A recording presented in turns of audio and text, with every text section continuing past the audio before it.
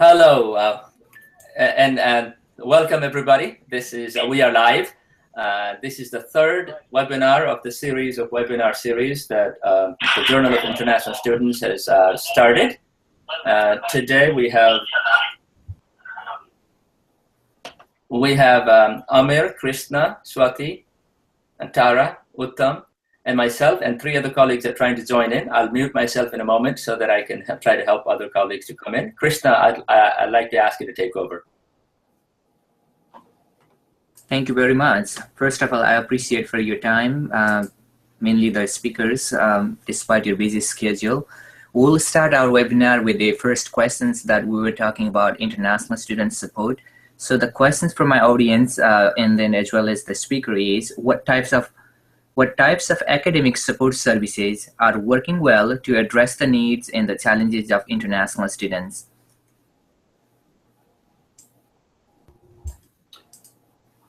Okay, do you want me to start, or you have? Sure, yeah. Any one of us can start. Yeah. Okay, great. Well, thank you so much for this webinar, and actually, it's great to see different colleagues from around the world. So currently, I am actually in the University of North Dakota, and we are waiting for a snowstorm.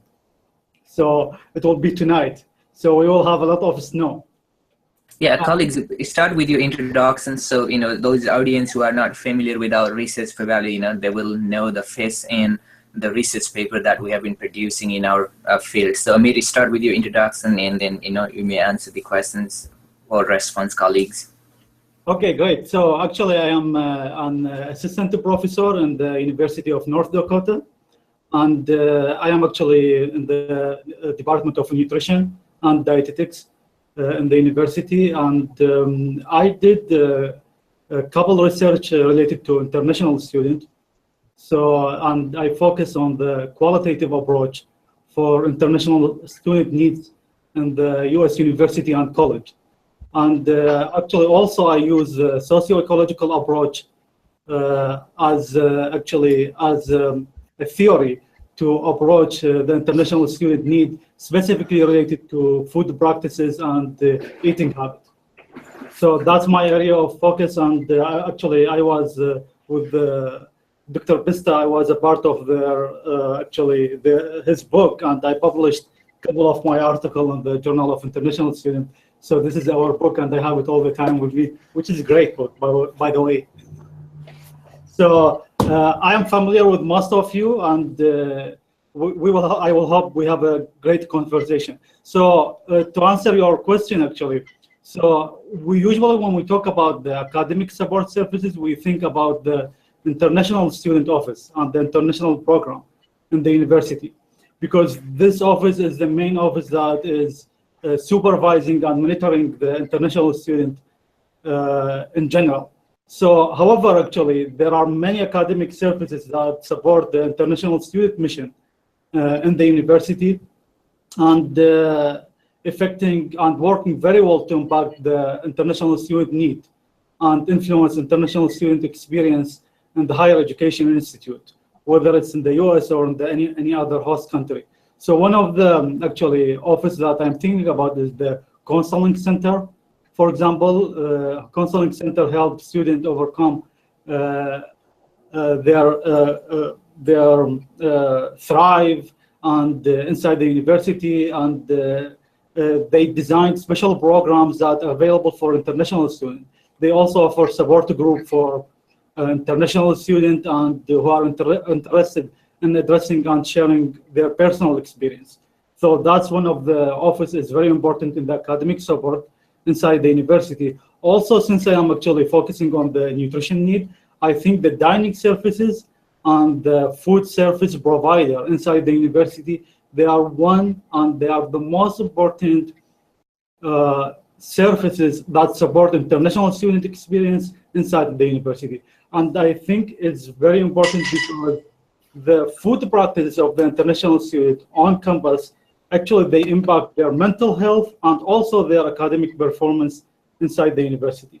So actually the dining services are very important and impact the international student experience on campus and support international student mission. The other actually offices and services in the university, including health services, Center of Community Engagement and Services, all of these actually play a very big role in the international student experience and can support their mission inside the university. Can I just say one thing very quickly? Because there are about 8 of us today, we have roughly 6.5 minutes to each. So let us keep everything concise yeah, keep going, please, with the introduction. Maybe Emmanuel, you're in line now. Okay, great. Good evening, everyone. My name is Emmanuel. I'm a doctoral candidate at Central Michigan University. I am focusing in higher education administration and leadership. I am still working on my dissertation. I hope to be done by May of 2017. So I'm in the stage of data collection, after which I will study coding and analysis. I am also a graduate research assistant in the Department of Educational Leadership at Central Michigan University. I also teach as an adjunct instructor of English at Mid-Michigan Community College here in Michigan.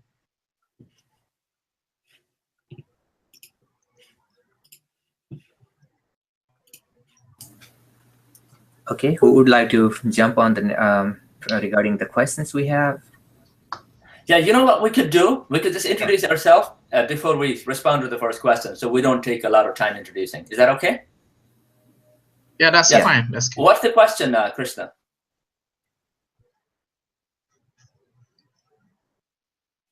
Oh, you have muted yourself. Repeat. Sure. What types of academic support services are working well to address the needs and challenges of international students? Well, I can go if no one else volunteers to go first. My name is Nara Martirosyan. I'm a faculty member here at Sam Houston State University. Hello, everyone from warm Texas. We're having a nice weather down here. I don't know what type of weather you're having. Not good. But I'd like to highlight two of my favorite academic support services that I believe are extremely important and working well to address the needs of and challenges of international students. The first one is free tutoring that is available in almost every American institution, whether it's a community college or four-year institution. Normally, tutoring services are available in all subject areas, but the one that is critically important for international students is perhaps English. We know that passing the standardized test, English exam, whether it's TOEFL or IELTS, to meet the admission requirements, does not necessarily mean that a person is ready to write academic papers in English and will not experience any challenges. So from my experience as a former international student, I can tell that tutoring helped me a lot. I received a lot of help in proofreading, editing, trying to figure out how to write papers in English. And from my experience as a faculty working with international students, I know that many of students appreciate the availability of tutoring. And it's very important for us. This is one service that has been working well, and it's very important for us to make sure that our students are aware of it when they arrive to our campuses, because often they're not aware of free tutoring available. The second one I'd like to highlight is more of a resource rather than a service. It's the library resources that are available to our students. And one service, particular service that is available through many of the libraries in our campuses is the interlibrary loan service that students can borrow books, book chapters, articles, and other copyrighted information that are not available on the web, that are sometimes expensive to purchase, and they don't necessarily need to have it forever for their professional library. So they can easily borrow books and then return it back, even books that are not available in the library. I think this is another service that has been working a lot and saving a lot of money to international students who might need books for a short term, for a short period of time, not necessarily for the whole period of time they're studying. So those are two services I'd like to say have been working well, and I'd like to ask my colleagues to add. I'm sure there are many other services, but these are the two that are my favorite, and I wanted to make sure to highlight those. How do you get the students to learn about these services? Like, first of all, there are too many places where the service is available. Students need to know when to use what service, right? And what is the mechanism of information that students would learn about this? Yes, that's a good question, and that's kind of, you're touching kind of the answer I had for the last question about the challenges. I think one issue we have is students don't get the information, or during the first day of orientation, they end up getting lots of information, papers, flyers.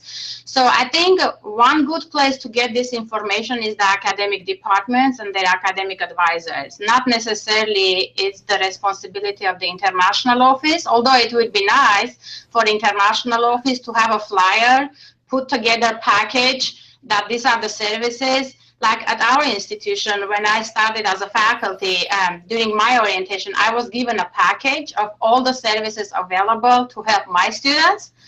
So having something like that available both in the international office and then in the academic department, I think is helpful, because then students can have it and know what is located where, because by the time students know where the services or resources are, it's already too late. They have figured out their way, or they are already frustrated. So two places, offices of international programs and the academic departments that host international students. So although information is, in my experience, information is not enough. People know, but they don't use it. You know, that's the second layer of the same challenge. Yes. And so I was thinking, maybe instead of thinking from an information perspective, maybe we should think from an education perspective, which is to make sure that teachers who are teaching some of the foundational courses, like writing teachers or language teachers or teachers teaching general gen ed courses, should be trained to become relatively sensitive to the fact that one, international student don't know about things, and second, international students don't need, so sort of don't use what they already know. And while we can't force students, maybe we can sensitize the teachers to know enough to, suggest resources whenever needed. Teachers have a lot of power, and I think it should start by retraining our teachers to make them conscious of international students' unique needs. A lot of times we just assume that because there's scholarship out there, people know about international students, but a lot of faculty members don't know much about international students' needs beyond language needs. Right? That's true. That's true. That's very true. And being culturally responsive and sensitive is very important. And I think that's one of the other recommendations I had for later today. How do we make sure that faculty advisors working with international students are not just telling them, this is your degree plan, these are the courses you need to take, time to completion is 2 years, period. So we need to make sure that faculty are aware of all the issues that these students are going through, starting from not being allowed to take an online course that the scholarship will not cover, finishing with when you have a cohort system and the student has to be enrolled as a full-time student, you don't have enough course offering. So the student has to go to different department, take an elective, and that elective has a hold on it. So these are like there are so many layers of that, and one of the challenges, how do we make sure that our faculty is aware of all these other issues that international students have to go through in order to maintain their academic status and also be successful. How about other colleagues? Yeah, let's move on. Yes, and Shyam nailed the couple topics there about post-arrival academic support services, where we can notify the students, inform them of the resources and what those resources are. My specialty is pre-departure preparation for post-arrival adjustment, academic and for cultural adjustment. My name is Dr. Tara Madden-Den. I'm the Director of Global Programs at Sierra Nevada College, a 4-year private liberal arts school in beautiful Lake Tahoe, Nevada, USA. And happy International Education Week to all my colleagues and viewers here on the webinar. It's a very fun week, lots of activities to promote internationalization on campus and in our communities.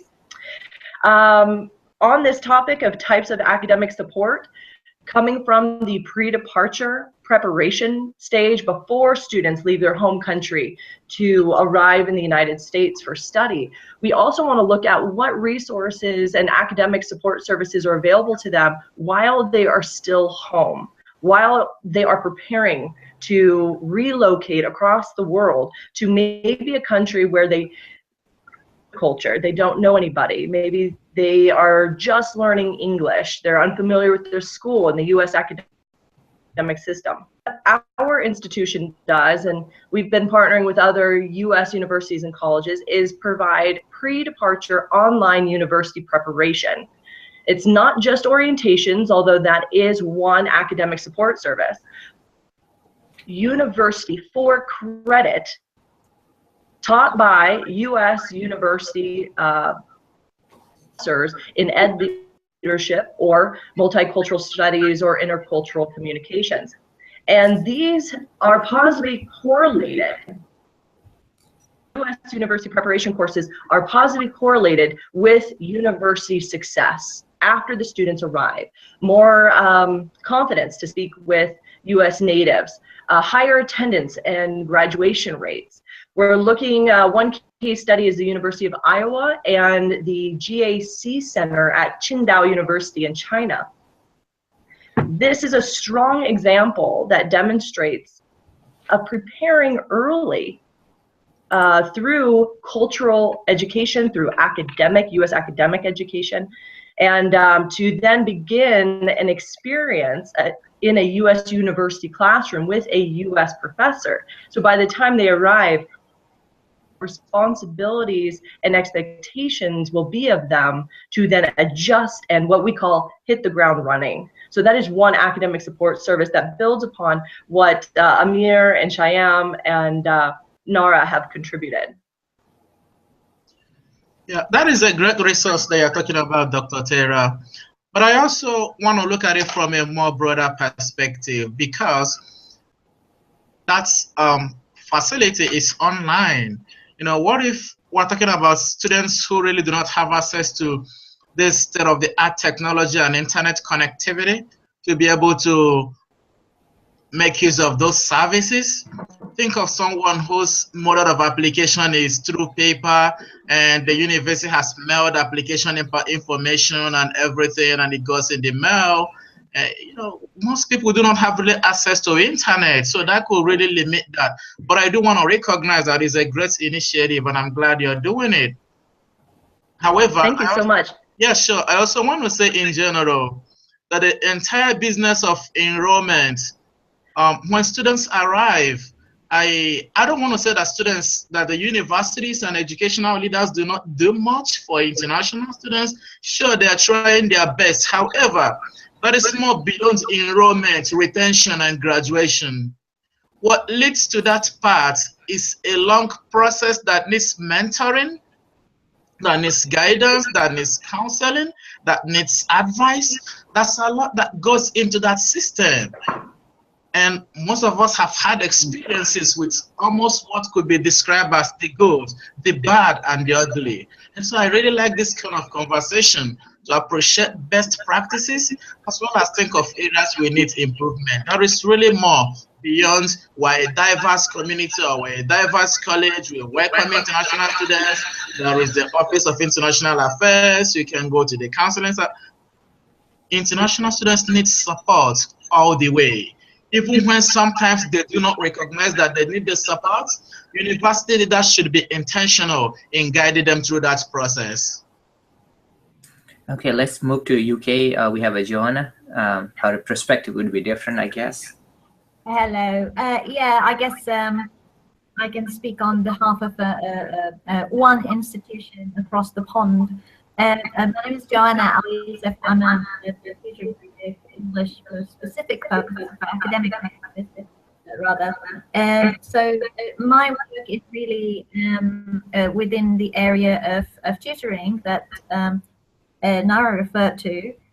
Mostly will focus on academic support for students in terms of language, but more importantly in terms of academic skills. So what we have moved towards is focusing on academic skills, research skills, things that will equip the students with the skills that they need when they go on to their degrees on pre-sessional courses. But we also provide support for in-sessional students who are already studying but need that extra bit of help with different aspects of academic studies. Academic tutoring is very important. Is a very important aspect. It's been working very well. Combined with referring to what Tara mentioned, we have also created modules for these students before they arrive, so they are familiar with the terminology that we use, with certain aspects of the contest, the requirements that are expected of them. Yes, I think that aspect has worked very well in terms of preparation. But I also would like to point here that this kind of support could also extend beyond the group that we label international students. I think a lot of the home students, or in the UK labeled EU students, who come from different educational backgrounds, might not necessarily be familiar with the conventions, with the norms or the requirements of a UK university. We are currently also extending that type of support to non-international students. Thank you. Swati, I guess you have a new ideas there. I was following some of the programs you guys have at Kent State, including a couple of courses in doctoral program on international student. So yeah, some of the support, please. Happy to. My name is Swati Ravichandran. I'm an associate professor in hospitality management, so I don't have quite the background that a lot of you have. But what got me started on this path was I was noticing how much my graduate students, my international graduate students, were struggling with writing theses and dissertations. And so my research project really just started with what can we do to help them. So it started from a very academic need, language need, was kind of the motivation for this. So, I don't want to repeat what a lot of you had said, although we found some similar things in our study when we interviewed the students. But one of the things that I heard over and over and over was, why is ESL, the department, the English as a second language department, why is it standalone? Can we please integrate them into specific academic departments? That was the suggestion that we heard over and over. And they said, A, that gives us the flexibility to meet with them, so we don't have to go to another place. This way we have someone within our academic unit. And also the vocabulary does change from discipline to discipline. So they said, have someone in-house here, we have access to them, and they're also going to help us improve our language skills, sure, but within the context of our particular discipline. So that was something that was recommended to us from the participants. The other things, they said, although this was very much a language proficiency kind of study, we wanted to know what kind of challenges they face. Was it with grammar or sentence construction or paper organization, or was it plagiarism? And yes, it was all of the above.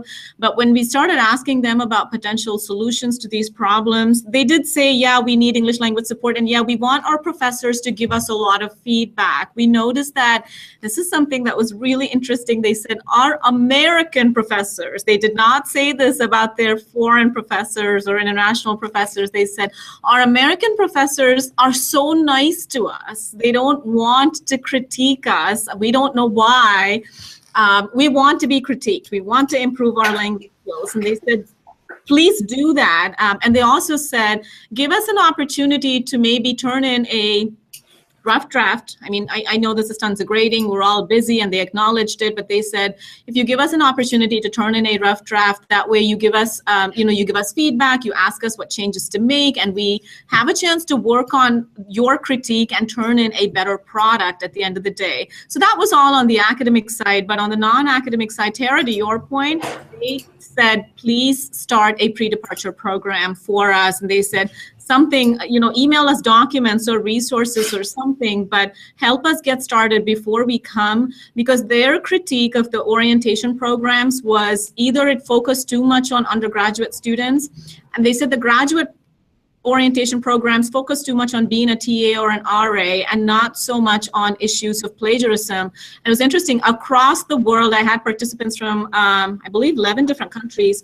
and it was Europe, Asia, Africa, all represented, and they said, plagiarism is not an issue where we are. They said it wasn't, and it seems to be such a big issue here. So if it is, you need to let us know how to combat that issue and how to prevent it in the classroom. So they said some of those things, help us understand your way of education and your system before we even come into the country. Because as I think it was Nara who said, there's so much overload of information during orientation, and there's only so much they can take. So to your point, Tara, they were very much in favor of pre-departure. They also identified a need for peer mentoring. They said, assign someone for us from our academic disciplines, not necessarily from our home country, but from our academic disciplines, so we have an opportunity to learn about challenges, language-related or otherwise, before we come into the country. So those are some things that I wanted to highlight from our recent study. Thank you. Uttam, would you like to add? Yeah, Tara. Whoever is causing this echo, let us all try to mute. Let's see who is causing the echo. Maybe me. Okay. Can you hear me clearly, Swathi? Yeah. Yes, I can. Okay. Yes. In kind of building on what you were saying, it does indicate in the research in my field as what you were saying with the preparation. And a couple things I would like to add, if any of the schools are thinking about developing pre-departure orientations or pre-departure preparation, is kind of what Amir was saying, maybe have an online option, but also sensitive to what is available in the countries who those students are preparing. Currently, we teach our online university class as a hybrid model in Poland. So it's in person on the ground there. We co-teach it with university partners and high school partners, and then also in China. And then they have face-to-face versions as well, site-specific, located in the country to prepare students for U.S. academics and classroom practices and student responsibilities in their classroom face-to-face as well. But if you are developing, the student motivation is very important as well. What they'll study, as you were referring to, and then also for credit or not for credit. A couple examples, talking about mentoring and academic preparation with someone within their discipline, within their degree, or at their particular school a student will be going to. There is a resource, bespokementors.com, and that is pre-departure preparation with somebody from the school the international student wants to go to and in the discipline they want to study. That is a very good way to have a story share in a mentor system. And also culturallyconfident.com is an online university preparation class, graduate credit only, but that also helps with the student motivation to learn about and cultural expectations and the skills and the writing skills. So those are just a couple I wanted to share for actual practical kind of best practices and resources. Did you say culturallycompetent.com? Yes. It is culturally confident, so you can be confident about the culture you're going to. Okay. Yes. Mm-hmm. Thank you. Uttam, would you like to add if you have some additional information in the live? Oh, my pleasure. I'm not attending as an expert here, but again, definitely I would like to share my experience. My name is Uttam Gauli. I'm currently a faculty member in the Community College Leadership Doctoral Program at Morgan State University. I recently graduated from University of Florida as an international student, and I was a part of an initiative called International Student Initiative Team. So from working with the team and with fellow international students, my experience is that to answering the question, what type of services are more effective? Those services that are integrated institutionally, and also the approach of looking at the international students is not a deficiency approach, are effective. So what we have done as the International Initiative team is we have integrated people from representatives from University of Florida, University Police, to faculty leaders, to the representatives of Career Center, Counseling Center, Writing Center, and whatnot, including even the role models of student leaders. So these groups met monthly, and throughout the whole campus climate, what's going on and where support services are more needed, what kind of services have been effective, not effective, that kind of discussion, and mobilization of existing expertise and services out there. I agree with most of the things that you've been saying here, and I try to lean more towards what Joanna said about the strengths that the international students bring to the table. Raising confidence, definitely, as Swati mentioned and Tara mentioned, I believe.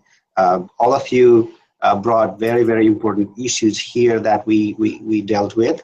But again, as Dr. Sharma, Sam just mentioned, there are a lot of unutilized services available on campus also. For example, Writing Center exists there, but students do not go very often, and a lot of students don't even know that thing exists.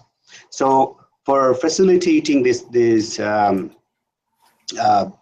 purposes and bringing it home to the international students and making them feel that these things exist out there for them by the use of role models and by the use of these facilitators that help best utilization of expertise and resources have been effective. That is my experience. Thank you so much. I think, we need to move on to the second question, but since we have overlapped some of the information, but I'm just going to read the second question so we can do back and forth.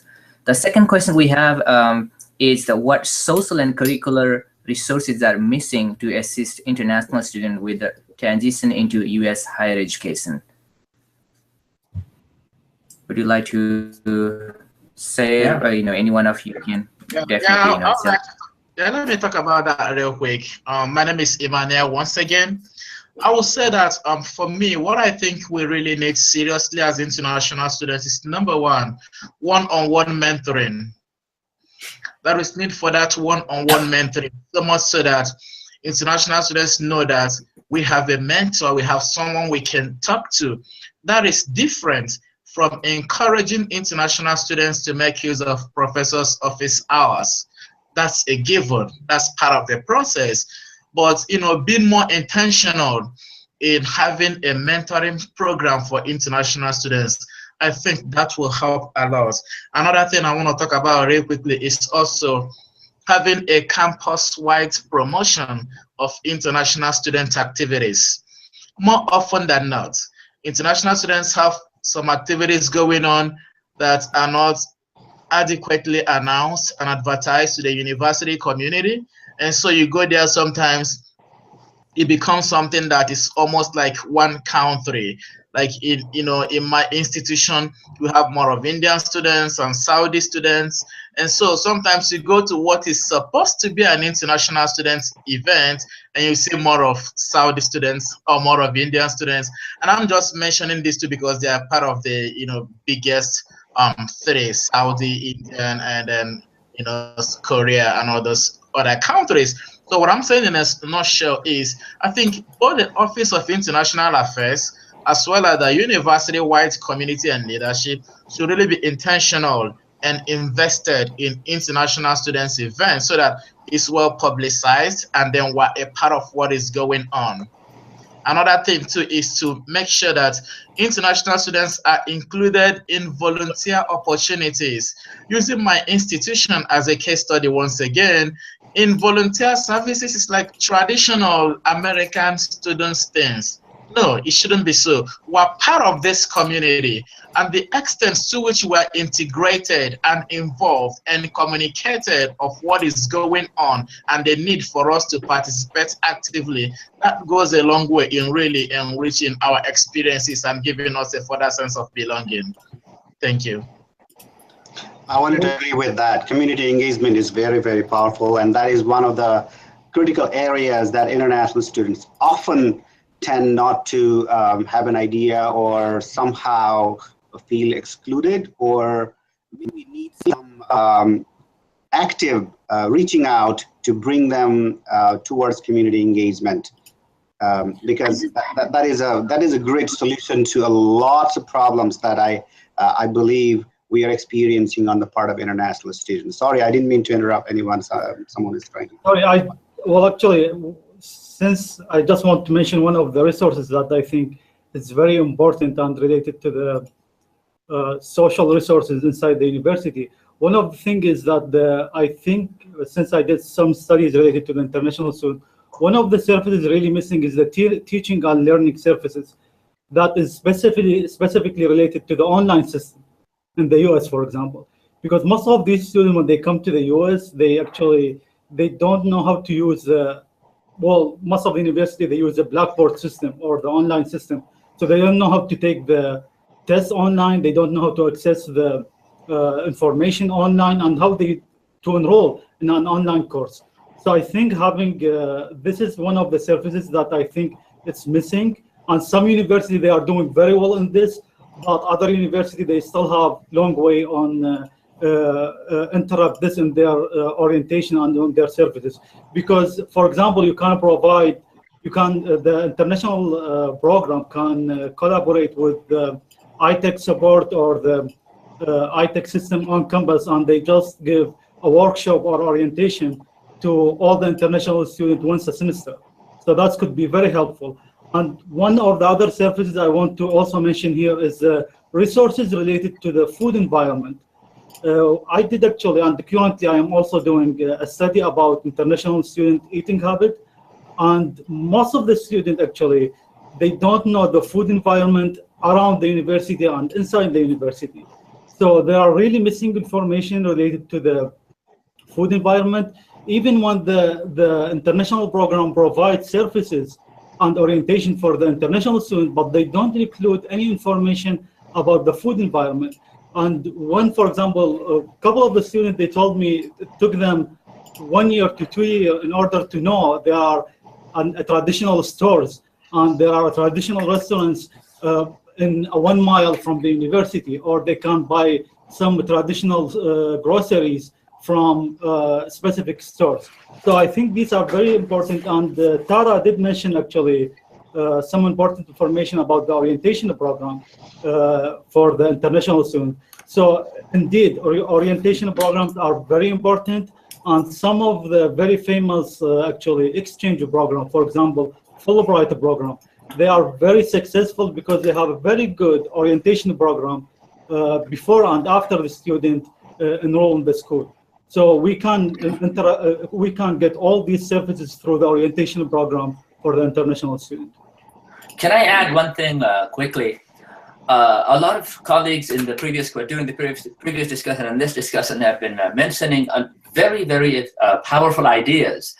But I'm thinking about how can these powerful ideas be implemented in such a way that there is an approach, a mechanism, so that these are not like dispersed little ideas in many different places across campuses, especially in larger universities. It is difficult to implement good ideas without having a mechanism. So what I think would be, number one, if we could have in every university, or the university that we work in, could have a task force, like Uttam was mentioning earlier, a task force that we may call with different names, but let's say generically International Student Advocacy Group or International Students Task Force. So if this group comprises of, let's say, one or two more faculty members who do research, scholarship, and networking and professional understanding of the issues of international students across the country, that faculty member could work with, let's say, representative from the International Center who have direct contact with international students. Let's say that group also includes a student advising person who work with the undergraduate student experience. Let's say we have someone from food services. Let's say someone from residents, right? If we include one person each from all of the critical places where international students need this critical support as they transition and academically succeed, then that group becomes the center, the hub from which information begins to flow through the veins of the university system. And so information flows more quickly. There is a network, there's a back channel conversation, problems are identified, unique challenges and context of the university are understood, and everybody, you know, is sort of both in a two-way traffic, getting and sending information into the system. And second, I would say that system of that task force should make some of the people really aware. I just, let me link this. I just sent you a link right here of a blog post that I posted on how can faculty members across the disciplines help international students adapt and succeed through classroom support, through advising support, and through mentorship support. So I had originally written that article, that blog for writing teachers in my department, but I have adapted the handout to make it more fit to teachers across the board. So, so I think one critical place to begin for that task force, for that advocacy group, would be to go to, let's say, the faculty center and say, we need to sensitize faculty members about these 5 fundamental things, right?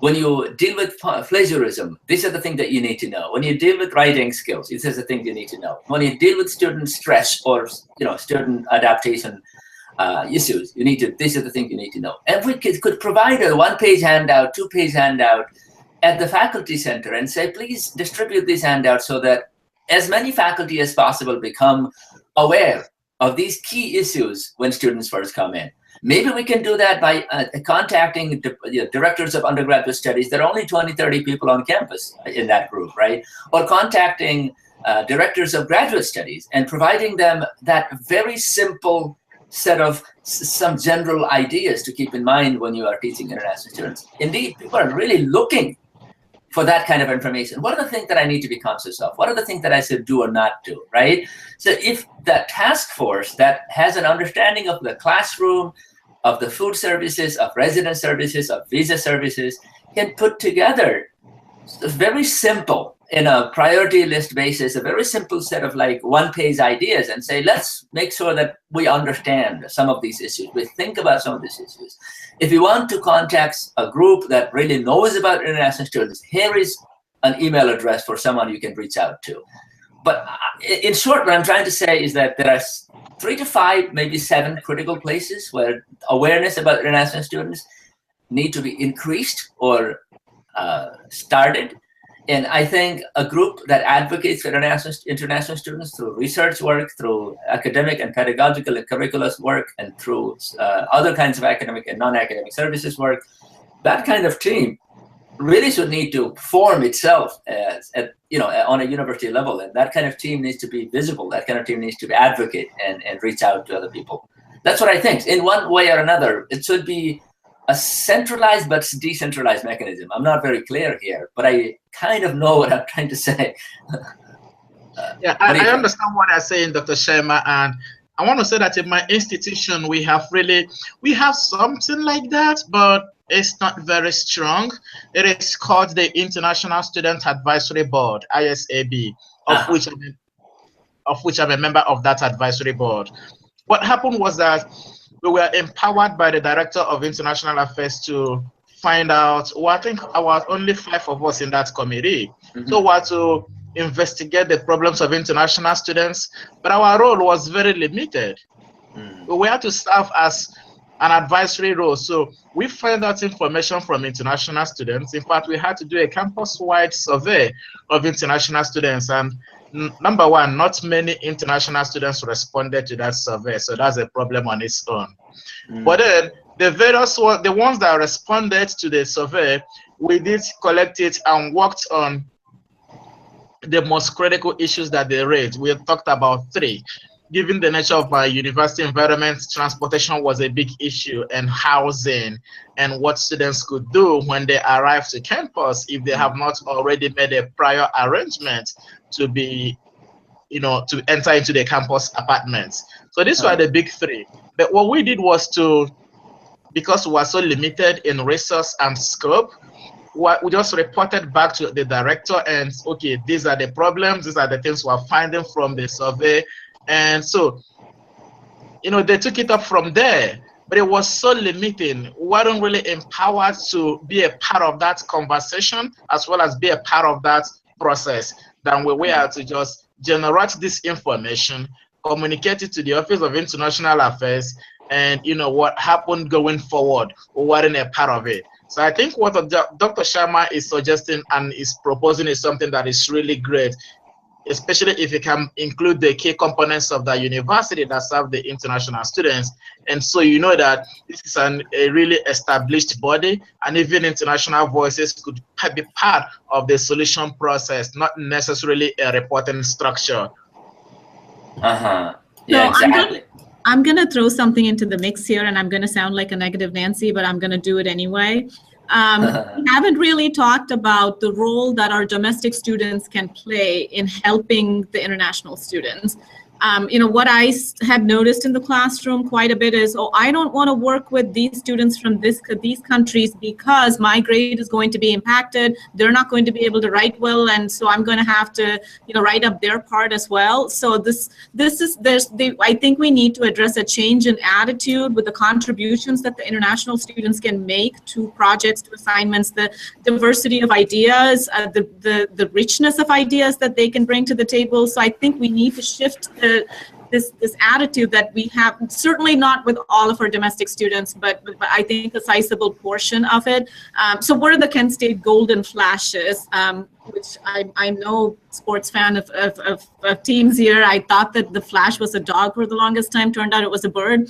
But anyway, the reason I mentioned that is because what the university has started doing now is offering these things called like flash perks or flash points.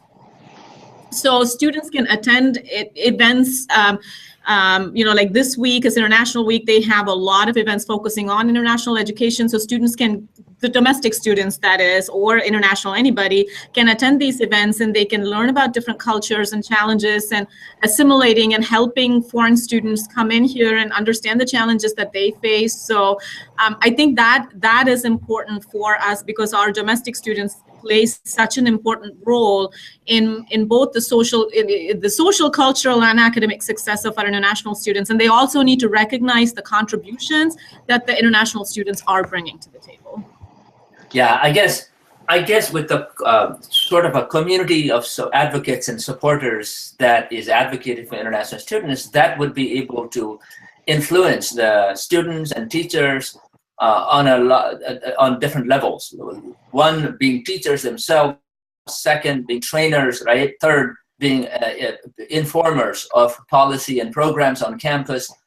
But but what I'm trying to say is that your ideas are fantastic, but I'm thinking about how to implement them as well. That makes sense? Yes, and I'd like to add something. I mean, that's an excellent idea. Like we talk about it, but how do we implement? And I know, especially in large institutions, it's hard to do. So one thing that we did, our institution is large, over 20,000 students. So we don't have centralized advisory board for the whole university. But in our college, what we did several years ago, we have a Center for International Education, and we have an advisory board that is faculty, staff, whoever wants to serve. So this group meets every month. Every year we have an annual conference on international issues. We also have lots of partnerships with other institutions. What we do is we send our faculty to teach in the institution where our potential students are, prospective students are. So they go and teach a couple of weeks and then return back. They share their experiences of working with these students and what challenges are there. So we always share this. And then when these students, international students, come, they already are aware of the procedures we have, the norms we have. So the transition is kind of easier for them because they already know their professors. So they are coming to take the classes. And another thing we do, we ask our professors professors to be kind of host mothers for our students, but they don't teach those students. So if you're teaching, you cannot serve as a host mother. So if you're not teaching, then you can be a host mother. And if it's Thanksgiving, you take, offer your home for dinner, or you take shopping. So this way we try to promote the interaction between faculty and the student, and then also to make sure that our faculty learn about the cultural differences. So that has been working very well, and especially the latest cohort we got, they're finishing their first semester, so they're very happy. The cultural shock, the homesickness, looks like they're not experiencing these issues, and that's because they had several courses in their home countries taught by our professors. So when they arrived here, they already knew familiar faces, they know who to go, so they were more comfortable to get help. But I know it's harder to do institution-wide, and we're still trying to find a way of how we can implement our model institution-wide, because right now we are doing only for the College of Education, and it's working well. That's brilliant. I just also wanted to share a very small tip that was very successful, and many of my international colleagues in Florida liked, that I shared in the International Florida Conference there, is when you are working with the international students, when you're making the domestic students work with international students, oftentimes what has been very successful is know your international students, what they bring on the table, what is their strength, what is their skills that they are very good at, and make that a part of your assignment to work and ask domestic students to work with international students, ask them to give an international perspective on the topic, so that they look at the international student as a resource, not just as a nuisance or annoying thing to add on to. So that has been done at Santa Fe College at Florida, and my colleague actually popularized it among many of her colleagues also. So giving them that advantage, the opportunity for them to play by their strength, does a miracle to the international students by building, enhancing their self-efficacy, but also changes the perspective and attitude of the local students to look at international students, because that is the reality.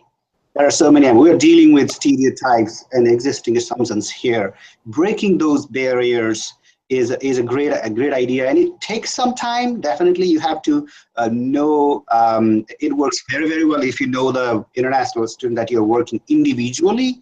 If not, just ask people to work on something that you believe is coming out of the international students, so that it becomes a work of real collaboration, and they can see the beauty of how working together actually produces synergy. So, including some of those assignments has been a tip. Thank you.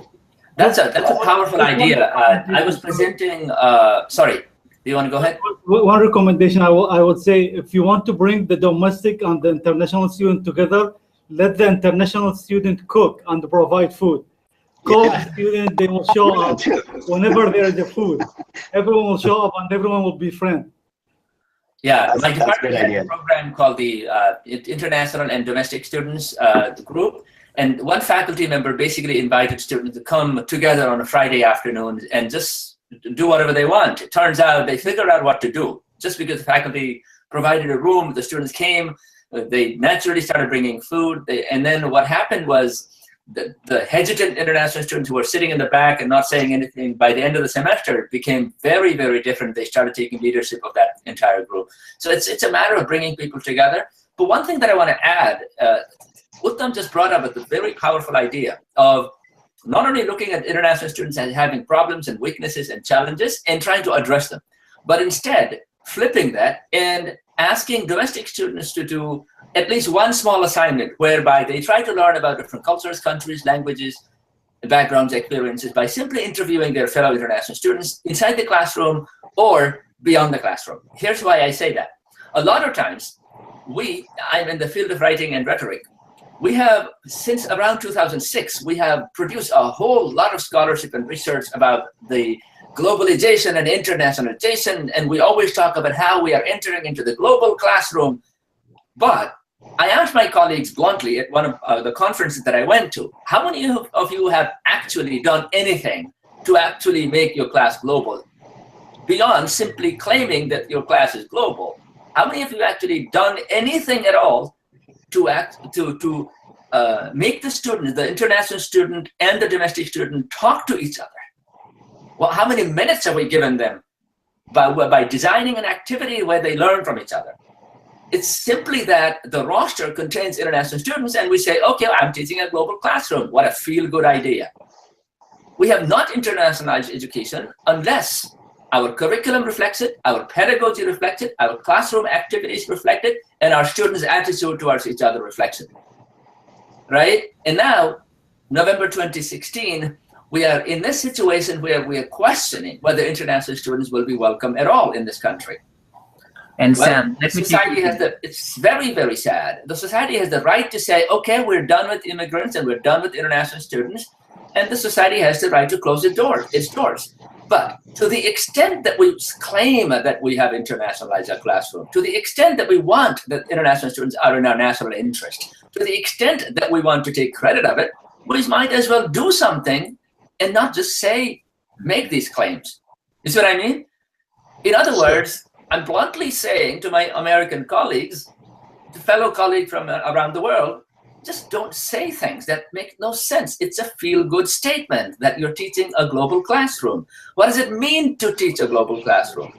Is your teaching global? Is your teaching transnational? Is your engagement of students transnational? Otherwise, don't take this, otherwise it is just a neoliberal idea that the bubble has been already pricked by the recent election, that we are living in this feel-good world. And then Sam, in the context of the question you brought, we have one more question from my panel, and I know we are running out of time. The question is, how might the current political and national climate affect the support for this student body, and what can we do to counter any adverse challenges? Well, let me say one thing quickly. A lot of people are saying, wait and see what happens, right? There's a lot of uncertainty. Other people are saying, don't worry. This country has always wanted talent from around the world. Yet another group is saying, well, if it's only the talent idea instead of the notion of opportunity and diversity, instead of the notion of giving people a chance and then producing talent on the other end, instead of bringing people that are already talented, we're also a country that has always invited people based on our notion that people around the world, a few people around the world, deserve a chance to generate and to develop and to show their talent ultimately, right? So there are different theories that are going to be discussed in the days ahead, but I think basically we can't stop what we're doing because we are all working in the interest of the society. We just have to convince people that international students are not against the interest of the society. We have to not, vilify people that are have a negative attitude. I think it's education needs advocacy, and I think our work should go beyond the classroom instead of just teaching international students. And that idea of teaching international students and domestic students by simply saying, I teach a global classroom, but doing absolutely nothing about it, we have to wake up from that. From that feel-good world, especially the liberal progressive professors and also the conservative and anybody in between. We have to really wake up to the reality and we have to really do the work instead of just claiming it. Okay, before we wrap up the session, let's hear from Gianna and the other colleagues. Sorry, is there time to yeah, but I just want to say, I mean, this is an extremely important issue, not just for the US, but I personally believe, my interest in the area of internationalization is that internationalization is really the internationalization of the self, having that internationalized mind, and otherizing other people, other groups. And I think really the most important thing that we need to do is to change the way we talk about each other. The discourse that we use, us and them, that probably what I'm going to say probably goes against the purpose of this webinar anyway, talking about international students. But perhaps we should change the way we talk about international students as a separate group that has its own labels, its own needs, its own, as some people say and just talk about students. And I think this is extremely difficult in the UK and other countries as well. I'm sure there are financial, economic reasons, for having international students as they are as a group, as a separate group. But I think that's one thing we could do. We could just stop talking about international students as a group different from other groups of students. I agree totally, and wanted to just add a very little point there. I believe it is a very sensitive time, and I think the domestic students and professors have a big role to play. There is a lot of wrong misconceptions. All misconceptions are wrong, I'm sorry.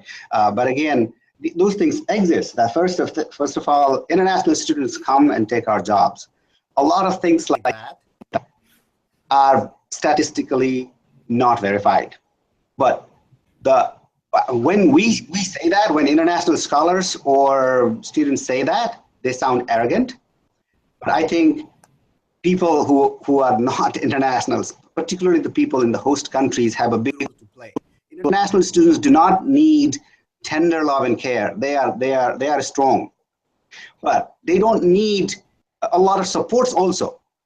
But what they need is understanding.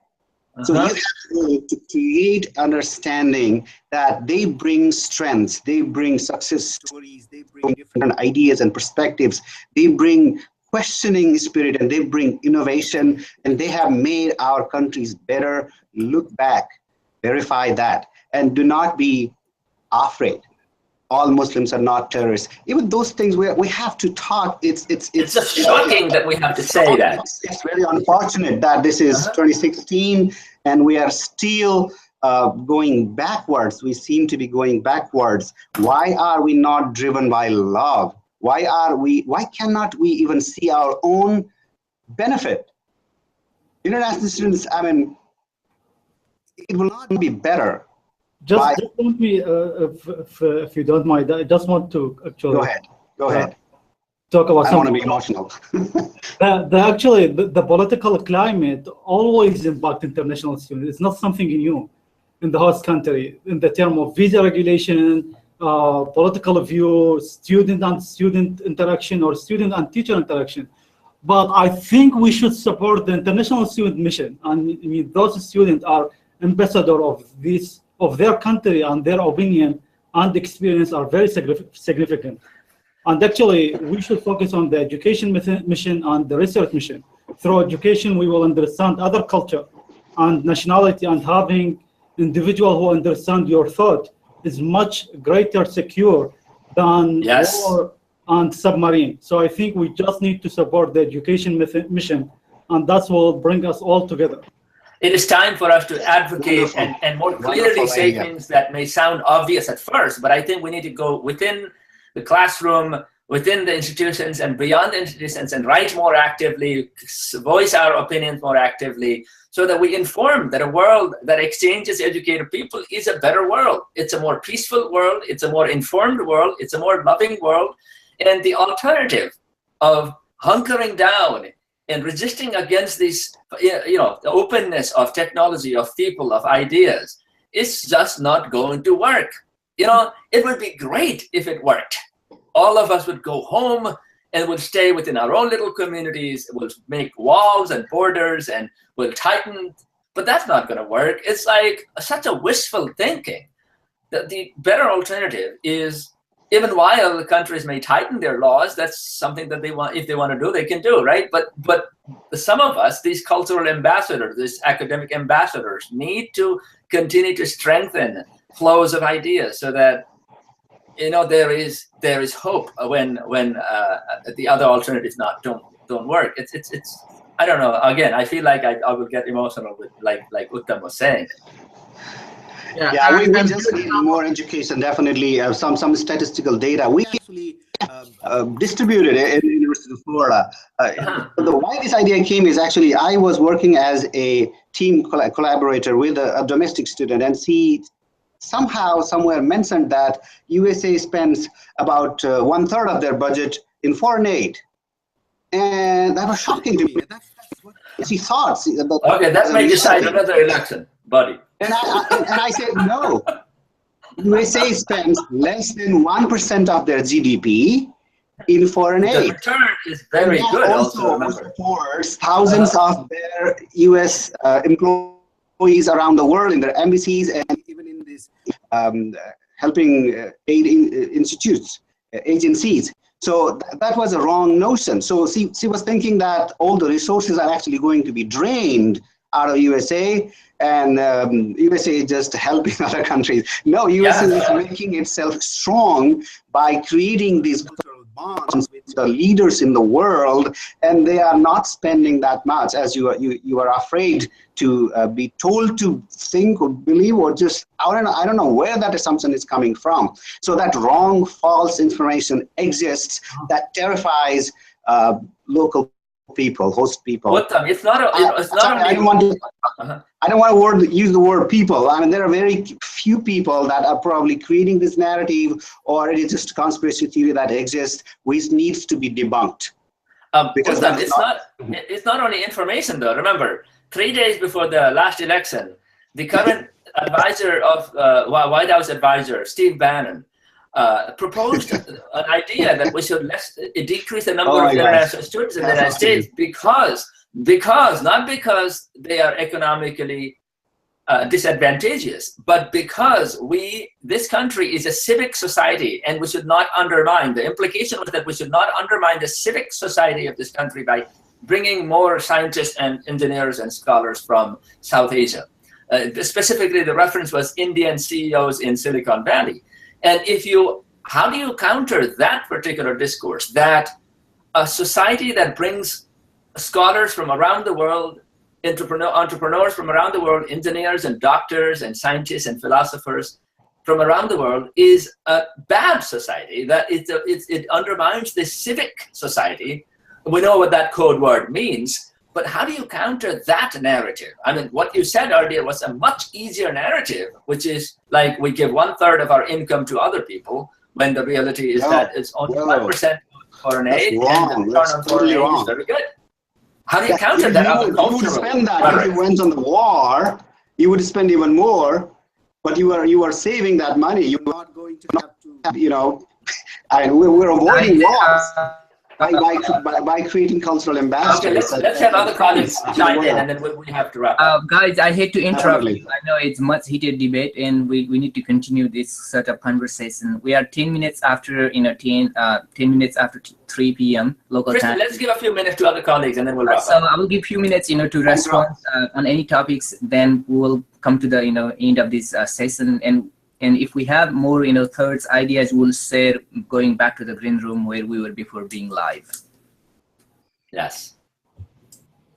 I'm just going to add that our immediate responsibility is for ensuring the safety of our current students who are already here, because a lot of our students, at least here, who come to my classes, who tell me all the time, I'm wearing a hijab. We have a lot of students from Saudi Arabia at Kent State, and they're worried about their safety. They don't want to go out at night. They don't want to go out by themselves. So I think our immediate responsibility is going to be to assure them through resources on campus, or through counseling services, or by contacting security on campus and telling them, well, maybe you guys need to think about staffing more people, so at night there are people available to accompany them after, the 10 p.m. class gets done, that they're worried about their safety and they want to go out with somebody that they know will take them safely to their car in a not so well lit parking lot, or whatever that is. So I think our immediate responsibility at this point is to calm down some of those fears, rational or irrational. It's not for us to judge at this point, and what's going to happen in the future, we can only speculate at this point.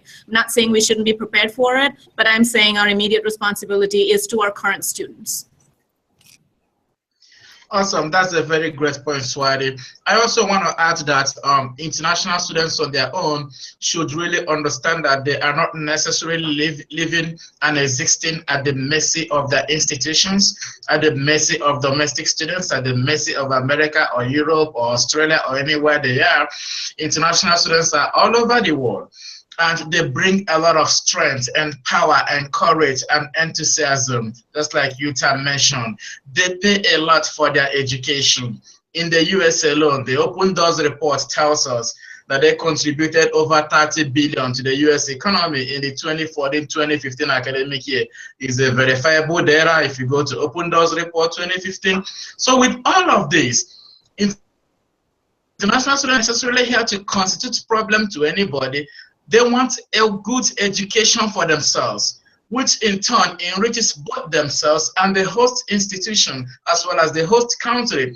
Therefore, should international students really work out every day with a sense of pride and glory. They have paid a lot of dues to be here and should be well accommodated and navigate themselves here happily despite the current political threats, because we know that some of those really end up at the level of rhetorics. Thank you.